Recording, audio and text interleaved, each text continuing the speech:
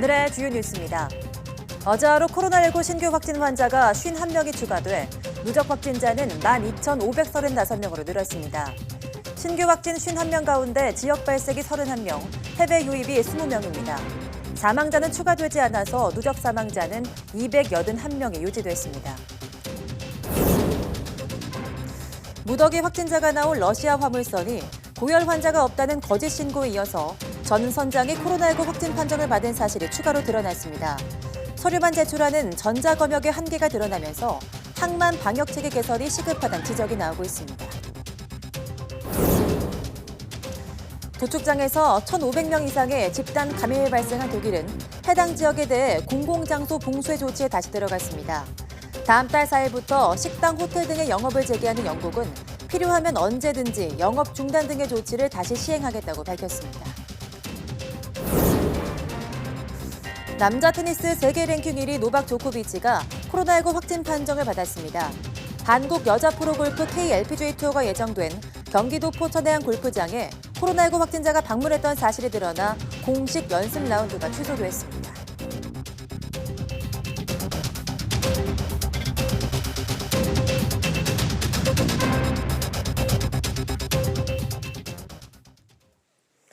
여러분 안녕하십니까? 6월 24일 사이언스 투데이입니다. 수도권과 대전을 중심으로 산발적인 감염이 계속되면서 어제 하루 코로나19 환자가 51명 늘었습니다. 중앙방역대책본부는 오늘 0시 기준 국내 확진자는 12,535명, 사망자는 281명이라고 밝혔습니다. 지역 발생만 31명으로 서울 11명, 대전 8명, 경기 5명, 인천 3명을 비롯해 울산 2명, 강원, 충남에서 각각 1명씩 확진됐습니다. 국내 입국자 검역 12명을 포함해서 신규 해외 유입도 20명에 달했습니다. 완치 환자는 22명 늘어서 격리 해제 누적은 1,930명입니다. 네, 무더기로 확진자가 나온 러시아 국적 선박에서 입항 당시 이미 고열 환자가 있었지만 신고하지 않은 것으로 확인됐습니다. 검역법을 위반한 건데요. 방역당국은 러시아도 고위험 국가로 보고 직접 승선에 검역하기로 했습니다. 이영원 기자입니다. 지난 21일 부산항에 들어온 러시아 국적 선박에는 이미 고열 환자 3명이 있었던 것으로 확인됐습니다. 코로나19 의심 증상자가 있는데도 신고하지 않은 채 들어온 겁니다. 확실하게 이제 신고가 이루어져야 되는 상황임에도 그게 이행되지 않은 것으로 일단 파악이 됐기 때문에 법에 따라서 과태료 처분이 지금 가능한 것으로. 다음 날인 22일 해운 대리점을 통해 해당 선박에서 내린 선장이 확진됐다는 신고를 받고서야 직접 검역이 진행됐습니다. 선원 대부분은 감염된 상태였고 검역까지 하루가 지나면서 수리업체와 하역 작업자 등 접촉자가 무더기로 나왔습니다. 전자검역 대상이었기 때문에 하역 작업을 수행을 하게 됐습니다. 그로 인해서 접촉자가 발생하게 되었고요. 러시아가 문서로만 건강 상태를 확인하는 전자검역 대상이었던 탓에 해당 선박에서 자체적으로 신고하지 않으면 방역이 뚫리게 되는 겁니다. 검역관리 지역이라든지 유증상자로 통보가 된 이런 선박들에 대해서는 검역 단계에서 실제로 배에 승선하여 검역 조사를 하게 됩니다. 검역 인력 문제 등으로 승선 검역 대상이 제한적인 건데 현재는 고위험 국가로 분류된 중국과 이란, 이탈리아 3개국에만 적용하고 있습니다. 러시아는 유럽 전체 확진자의 절반 남짓을 차지하고 있지만 대상에서 빠져 있는 겁니다. 방역 당국은 뒤늦게 러시아 등 신규 감염이 늘고 있는 국가도 직접 승선해 검역을 추진하기로 했습니다. YTN 이영훈입니다. 네, 앞선 리포트에서 러시아 선박은 전자검역 대상이었는데 해당 선박에서 자체 신고가 되지 않아 방역이 뚫리게 됐다. 러시아도 앞으로 고위험 국가로 분류돼 승선 검역을 받아야 한다는 내용까지 전해드렸습니다. 그럼 전자검역과 승선검역, 정확하게 어떻게 다른 건지 김정회 기자가 알려드립니다. 외국 선박의 최종 목적지 검역 당국은 해당 선박이 입항하기 전에 검역 방법을 결정합니다. 전자검역을 할지, 승선검역을 할지입니다. 전자검역은 전자 시스템으로 하는 검역입니다. IHR, 즉 국제보건규칙에 따라 각 회원국이 공통으로 사용하는 보건안전 관련 증명서를 전자 시스템으로 내고 인증받는 방식입니다. 세관, 출입국 서류도 전자 시스템으로 처리됩니다. 승선 검역은 코로나19의 경우 유증상자가 있다고 통보된 선박, 검역 지원이 신고된 선박에 검역관이 직접 올라가 조사하는 방식입니다. 대부분의 선박은 전자검역을 합니다. 인력 부족이 한 원인입니다. 전자검역이 필요한 중요한 이유 중에 하나가 일선 검역소의 인력의 부족이기도 합니다. 문제가 된 러시아 선박도 전자검역을 받았습니다. 유증상자가 없고 선원들이 배에서 내리지 않는다는 서류를 냈던 겁니다. 그러나 선원들이 하선하지 않더라도 여러 업종의 노동자들이 선원들과 접촉하게 됩니다. 이번 러시아 선박만 해도 CIQ, 도선사, 통역, 수리업체, 하역작업 등에서 176명이 접촉자로 분류돼 검사를 받고 있습니다. 접촉자로 구분되신 분들은 실제로 도선사분, 그리고 말씀 주신 세관 직원, 그리고 통역, 해운 대리점 수리업체에 관한 부분들이 다 포함되어 있습니다.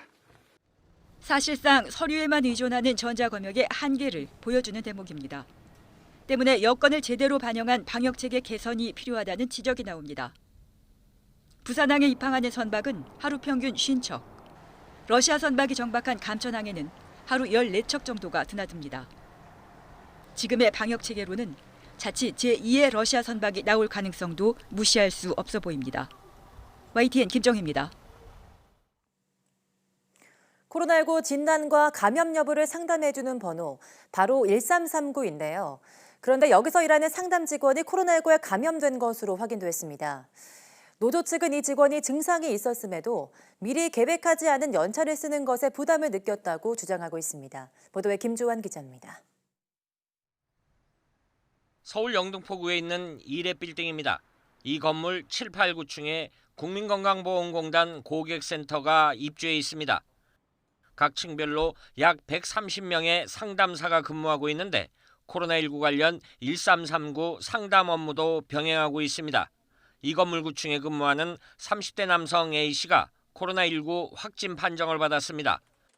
9층 콜센터는 즉시 폐쇄됐고 130여 명의 상담사들도 코로나19 검사를 받았습니다. 이들은 2주간 자가격리에 들어갔습니다. 앞서 A씨는 기침과 인후통 증상이 나타나자 지난 16일 연차를 썼고 17, 18일은 미리 계획하지 않은 이른바 사고 연차를 사용했습니다. 사고 연차는 상담사 개인 평가와 인센티브에도 영향을 준다는 것이 노조 측의 설명입니다. 이후 A씨는 지난 19일과 22일 정상 출근했습니다. A씨가 코로나19 증상이 있었음에도 사고 연차를 계속 쓰는 것에 부담을 느꼈다는 것이 노조 측의 주장입니다. 내가 오늘 아파서 쉬고 싶어. 그러면은 나의 그 상담사 평가 기준에 해당한 점수가 깎여요. 나의 인센이 깎이는 거지. 노조 측은 지난 3월 구로 콜센터 집단 감염 이후 상담사 간 자리 간격을 1m 이상 넓히라는 방역 당국의 지침이 제대로 지켜지지 않았다고 주장했습니다. YTN 김주환입니다. 네, 오늘부터 노래방이나 클럽 등 코로나19 전파 우려가 큰 고위험 시설에 출입할 때 이동통신사 본인 인증 앱을 통해 QR코드를 사용할 수 있습니다. SK텔레콤과 KT, LG U+는 오늘부터 본인 인증의 패스에 QR 출입증, 즉 전자출입 명부를 도입했다고 밝혔습니다. 기존의 전자출입 명부 작성용 QR코드는 네이버에서만 이용할 수 있었지만 패스 QR 출입증은 만 14세 이상이라면 이동통신 3사 가입자와 알뜰폰 가입자 모두 이용할 수 있습니다. 앱 메인 화면에서 QR 출입증을 선택한 뒤 약관에 동의하면 바로 이용이 가능합니다. 전자출입 명부는 이용자의 이름과 연락처, 시설명, 출입시간 등 방역에 필요한 최소한의 개인정보를 수집해 저장하고 관리한 뒤 4주 뒤 자동으로 파기됩니다. 정부가 코로나19 2차 유행에 대비해 확진자의 격리 해제 기준 개선 방안을 마련하기로 했습니다. 이를 통해서 고위험 환자 치료에 의료 자원을 집중한다는 계획인데요. 정세균 국무총리의 발언 내용 직접 들어보시죠. 언제 올지 모를 2차 유행을 대비하기 위해서는 소중한 의료 자원을 최대한 효율적으로 활용해서 국민의 생명을 보호하는 데 초점을 두어야 합니다. 오늘은 확진자 격리 해제 기준 개선 방안을 논의합니다. 중앙임상위원회가 그간의 임상 결과 경험과 국제 기준을 바탕으로 현재 엄격한 입퇴원 기준을 완화할 것을 건의했고, 이에 따른 효율적 병상 관리 방안을 제시해 주었습니다. 고위험 환자를 치료하는 데 의료 자원을 집중함으로써 사망자 발생은 물론 사회 경제적 비용도 최소화할 수 있을 것입니다. 정부가 코로나19 사태로 위기에 빠진 서민들을 한 번 더 울리는 불법 사금융 범죄를 막기 위해서 이달 말부터 연말까지 일제 단속에 들어갑니다. 신종 범죄수법은 재난문자로 경고하고 사금융으로 받을 수 있는 이자 한도도 제한하기로 했습니다. 최도희 기자입니다. 아이돌 콘서트 티켓 비용 10만 원을 대신 내줄 테니 3일 뒤 수고비 만 원과 함께 갚아달라는 방식의 이른바 대리입금 광고글. 코로나19 자영업자 특별지원 대출이라며 마치 공공기관의 공적 지원인 것처럼 속인 공적 지원 사칭 문자 메시지. 모두 코로나19 사태를 틈타 서민을 유혹해 속인 불법 사금융 사례들입니다. 정부가 팔을 걷고 강력 대응에 나섰습니다. 오는 29일부터 연말까지를 불법 사금융 특별 근절 기간으로 선포하고 일제 집중 단속에 나설 방침입니다. 청와대 반부패 비서관이 주관하는 범정부 TF를 통해 단속 기간 간 정보를 실시간 공유하는 등 추진 상황을 공유, 수시로 점검하고 긴밀히 협업 보완해 나가기로 하였습니다. 제도적 보완 방안도 내놨습니다. 현 대부업법에선 사금융이라고 해도 법정 최고금리인 연 24%까지는 받을 수 있게 돼 있는데 법 개정을 통해 최고 이자율 한도를 6%로 확 낮추기로 했습니다. 이와 함께 새로 확인된 신종범죄수법은 코로나19 재난문자처럼 경고문자를 개인에게 발송하기로 했습니다. 하지만 지나친 경고문자가 소음공해가 될 수 있다는 지적에 대해선 구체적 문자 발송 대상 범위는 관계부처와 협의하겠다는 입장을 내놨습니다. YTN 최두희입니다. 코로나19가 계속되고 또 회사 상황도 좋지 않은 요즘 재택근무 도입 등을 고민하는 회사가 많습니다. 그런데 막상 시행해보니까 단점보단 장점이 많아서 이른바 유연근무제를 도입하는 사업장이 급증하고 있습니다. 이승훈 기자입니다. 사무용 소프트웨어를 만드는 한 IT 기업입니다. 한창 일할 시간인데 사무실엔 빈자리가 많습니다. 하지만 회사의 성장에는 전혀 지장이 없다고 합니다. 코로나가 위세를 떨칠 땐 절반 가까운 직원이 재택근무를 하기도 했습니다. 물론 가보지 않은 길이라 회사 대표의 선택에는 걱정도 많았는데 이젠 코로나가 끝나도 재택근무만큼은 지금처럼 하기로 마음을 굳혔습니다. 직원들 업무 만족도가 굉장히 높았고요. 그래서 직원들 업무 효율이라든가 이런 부분이 더 늘어났다는 것도 장점이고 또 재택근무를 통해서 저희 같은 경우는 실제 업무 공간을 또 활용할 수 있는 부분들도 많이 반영이 됐다고 생각을 하고 있습니다. 코로나로 힘들어도 직원 해고하지 말고 이런 식으로 함께 일해달라는 게 정부의 요청입니다. 그래서 그런 요구를 잘 따르는 기업에겐 노무비 등을 지원하고 있는데 해보면 괜찮다는 입소문이 나면서 유연근무제를 도입한 사업장이 지난해보다 2배 가까이 급증했습니다. 또 인사 노무와 인프라 설치를 포함한 재택근무 종합 매뉴얼도 저희가 작성하고 또 재택근무 컨설팅을 통해서 여러 가지 선도 모델도 만들어 가려고 노력을 하고 있습니다. 직원을 믿고 삶의 여유를 찾고 그 힘으로 회사는 활기를 얻어가는 지금의 작업 현장의 생태계 변화가 어떤 모습으로 자리 잡을지 주목됩니다. YTN 이승훈입니다. 한국 여자 프로골프 KLPGA 투어 대회장에 코로나19 확진자가 방문했던 사실이 드러나 오늘 공식 연습 라운드가 취소됐습니다. KLPGA 투어는 지난 19일 포천힐스 컨트리클럽을 찾은 내장객이 코로나19 양성 판정을 받았다면서 내일부터 같은 장소에서 시작하는 BC카드 한경 레이디스컵 공식 연습 일정을 취소했다고 발표했습니다. 다만 확진자의 유일한 밀접 접촉자였던 동반 캐디가 진단검사에서 음성 판정을 받으면서 대회는 예정대로 내일부터 나흘간 무관중으로 진행하기로 했습니다. 대회조직위원회는 골프장에 추가 방역 조치를 하는 동시에 원하는 선수와 캐디에게 코스 답사를 허용할 방침입니다. 전국에 장맛비가 내리고 있는 가운데 서해 5도에 이어서 제주도에도 호우주의보가 확대 발령됐습니다. 기상청은 장마 전선의 영향으로 현재 제주도 남부와 서부, 제주 산간, 추자도 등에 시간당 30mm 안팎의 강한 비가 내리고 있다고 밝혔습니다. 이 지역의 호우특보 발효 시각은 오늘 오전 11시 30분입니다. 오늘과 내일 제주도 남부와 제주 산간, 강원 북부에는 120mm 이상의 호우가 쏟아지겠고 서울 등 그 밖의 내륙에도 최고 80mm의 많은 비가 오겠습니다. 특히 오늘 밤까지 제주도와 남해안 일부 지역에는 벼락과 돌풍을 동반한 시간당 30mm 이상의 국지성 호우가 예상돼 주의가 필요합니다.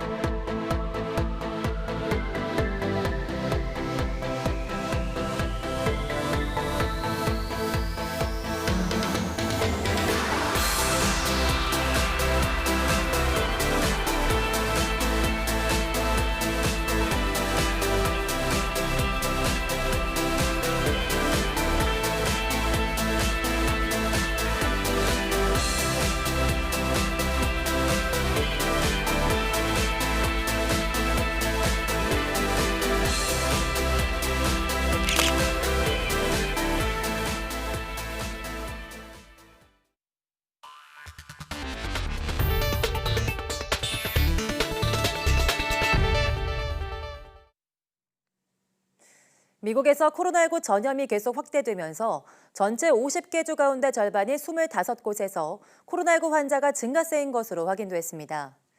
CNN과 워싱턴 포스트는 현지 시각 23일 애리조나주와 캘리포니아주 등에서는 또다시 신규 환자가 최고치를 기록했다며 이같이 보도했습니다. 특히 애리조나주는 3,591명의 신규 환자가 나오며 또 새 기록을 썼고 사망자도 42명으로 코로나19 사태 후 가장 많았습니다. 인구가 가장 많은 캘리포니아주에서는 5,019명의 신규 환자가 나오면서 코로나19 사태 후 최고치를 기록했습니다. 개빈 뉴섬 캘리포니아 주지사는 그동안 여러 차례 입원 환자와 양성 진단율이 상승하면 자택 대피령을 일부 복원해야 할지도 모른다고 말해왔다고 로스앤젤레스 타임즈는 전했습니다. 미국에서 코로나19의 전염이 확산하는 가운데 앞으로 2주가 중대한 시기가 될 것이라고 미 보건당국자가 말했습니다. 앤서니 파우치 미국 국립보건원 산하 알레르기 전염병 연구소 소장은 현지 시각 23일 하원 에너지 통상위원회가 주최한 청문회에 출석해 이같이 밝혔습니다. 파우치 소장은 코로나19와의 싸움에서 미국의 현 상황에 대해 솔직한 견해를 밝혀달라는 질문에 정말로 뒤섞인 상태라고 답했습니다. 이어 뉴욕 대도시 권역의 경우 잘했다면서도 미국 다른 지역에서는 감염의 급증이 불안하다고 말했습니다. 파우치 소장은 향후 약 2주가 환자 급증에 대처하는 우리의 역량에서 중대하다고 강조했습니다. 독일에서 코로나19로 봉쇄됐다가 해제된 지역이 한 달여 만에 다시 봉쇄되는 사례가 처음으로 발생했습니다. 다음 달 4일 봉쇄 추가 완화를 앞둔 영국의 보리스 존슨 총리는 언제든 필요하면 규제 조치를 복원할 것이라며 긴장의 끈을 놓지 않았습니다. 박상남 기자입니다. 코로나19로 재봉쇄 조치가 내려진 곳은 독일 노스트라인 베스트팔렌주의 귀토슬로 지역입니다. 이 도시에서는 얼마 전 대형 도축장 직원 1,500명 이상이 코로나19 확진 판정을 받았습니다.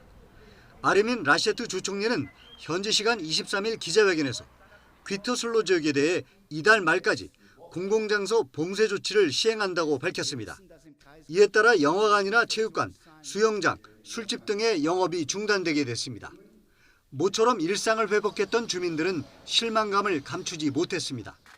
Aber ich glaube, für alle ist es echt schlimm jetzt wieder, weil man hat jetzt ja wieder ein bisschen mehr Freiheit, man genießt es ja auch ganz anders und jetzt wird ja alles wieder runtergefahren. Also ich finde schon. 독일에서 봉쇄를 풀기 시작한 4월 말 이후 특정 지역에 재차 봉쇄 조치가 시행된 건 이번이 처음입니다. 영국에선 다음 달 4일부터 식당과 카페, 호텔, 미용실 등의 영업이 재개됩니다. 보리스 존슨 영국 총리는 하원에서 이 같은 내용의 코로나19 봉쇄 조치 추가 완화 계획을 밝혔습니다. 하지만 나이트클럽과 실내체육관, 수영장 등은 영업 재개 대상에서 빠졌습니다. 사회적 거리두기 기준은 기존 2m에서 1m 이상으로 완화됐습니다. 하지만 존슨 총리는 앞으로 또다시 닥칠 수 있는 집단 감염 사태에 대비해 긴장의 끈을 놓지 않겠다는 입장도 분명히 했습니다. And we will not hesitate to apply the brakes and reintroduce restrictions even at national level if required. 영국에서는 현재까지 코로나19로 4만 3천 명 가까이 목숨을 잃는 등 유럽에서 가장 많은 인명피해가 발생했습니다. YTN 박상남입니다. 남자 테니스 세계 랭킹 1위 노박 조코비치가 코로나19 확진 판정을 받았습니다. 최근 아드리아 투어라는 미니 투어를 진행했던 조코비치는 2차 대회 마지막 날인 지난 21일 디미트로프 등이 양성 반응을 보인 뒤 감염 가능성이 제기됐습니다. 특별한 증상은 없는 것으로 알려진 조코비치는 앞으로 자가격리 생활을 하고 닷새 뒤 재검사를 받기로 했습니다. 올해 첫 메이저 대회인 호주 오픈에서 우승한 조코비치는 오는 8월과 9월로 예정된 US 오픈과 프랑스 오픈에는 불참할 가능성이 커졌습니다. 브라질에서 코로나19 감염자가 115만 명을 넘어선 가운데 전체 인구의 4분의 1을 대상으로 검사가 진행될 것으로 보입니다. 에두아르도 파주엘로 보건부 장관 대행은 현지 시간 23일 의회에 출석해 전체 국민의 24%에 해당하는 5천만 명에 대해 코로나19 검사를 실시하는 방안을 추진하고 있다고 밝혔습니다. 구체적인 일정과 대상은 24일 중 공식 발표할 예정이라고 파주엘로 장관 대행은 말했습니다. 브라질에서 코로나19 사태가 본격화한 후 대규모 집단 검사가 추진되는 것은 처음입니다. 유럽연합 EU 회원국 정상들이 코로나19 확산 사태 이후 처음으로 다음 달 17일 벨기에 브뤼셀에서 대면 회동합니다. AFP 통신은 샤를 미셸 EU 정상회의 상임의장의 대변인을 인용해서 오는 7월 17일부터 이틀간 EU 정상회의가 열려 코로나19 확산으로 타격을 입은 경제 회복을 지원하기 위한 기금 문제에 대해 논의를 재개할 것이라고 보도했습니다. 코로나19 사태 이후 EU 정상들은 화상회의를 통해서 코로나19 위기 극복 대책을 논의해왔습니다. EU 정상 간 최대 현안은 앞서 EU 행정복격인 집행위가 제안한 7,500억 유로, 우리 돈으로 약 1,024조 원 규모의 경제회복기금의 사용 계획입니다.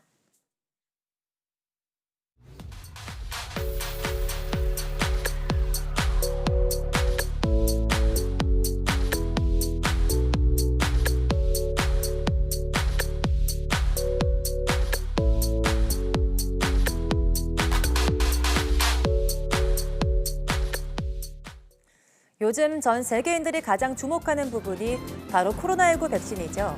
글로벌 연구기금인 라이트 펀드가 코로나19 백신 개발에 180억 원을 추가 지원하는 등 전 세계적으로 백신 개발이 한창인데요. 오늘 사이언스 투데이 바이오 포커스에서는 백신 연구를 진행하고 있는 큐벳바이오 정형화 대표이사와 함께 코로나19 백신에 대한 다양한 이야기 나눠보겠습니다. 함께해 주신 여러분 고맙습니다.